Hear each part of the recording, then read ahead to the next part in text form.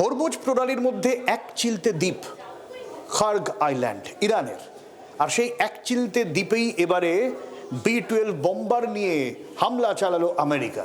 কিন্তু প্রশ্ন উঠছে, ওই ছোট্ট দ্বীপে কেন আমেরিকাকে এত টাকা খরচ করে হামলা চালাতে হলো? আসলে ওই দ্বীপে রয়েছে ইরানের 90% তেলের ভান্ডার, যেখান থেকে তেল যায়, আর সেখানেই টার্গেট করলো আমেরিকা। গুড়িয়ে দেওয়া হলো খার্গ আইল্যান্ডে ইরানের সামরিক ঘাঁটি। পারস্য উপসাগরের উত্তর পূর্ব দিকে এই খার্গ আইল্যান্ড, লম্বায় মাত্র 6 কিলোমিটার আর চওড়ায় 4 কিলোমিটার। বাইরে থেকে দেখলে মনে হবে এক চিলতে মরুভূমি, কিন্তু এর মাটির নিচে আর চারপাশের সমুদ্রে লুকিয়ে আছে কয়েক বিলিয়ন ডলারের সম্পদ। 1950-এর দশক থেকে এই দ্বীপটা ইরানের প্রধান তেল রপ্তানি কেন্দ্র বা অয়েল টার্মিনাল হিসেবে ব্যবহৃত হয়।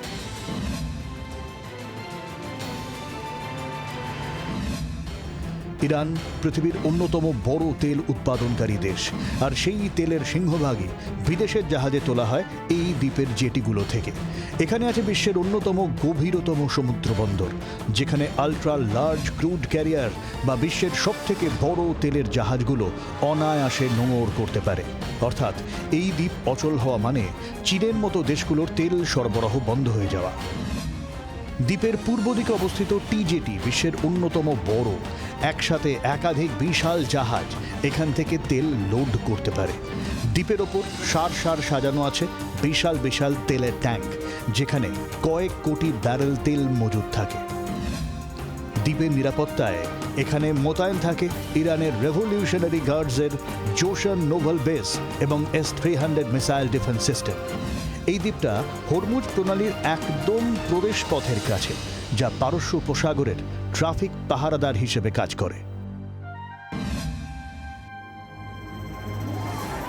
এই প্রথম নয়, 80-র দশকে ইরান ইরাক যুদ্ধের সময় সাদ্দাম হোসেনের বাহিনী এই দ্বীপে প্রায় 2000 বার বিমান হামলা চালিয়েছিল, কিন্তু ইরান প্রতিবারই একে সারিয়ে তুলেছিল।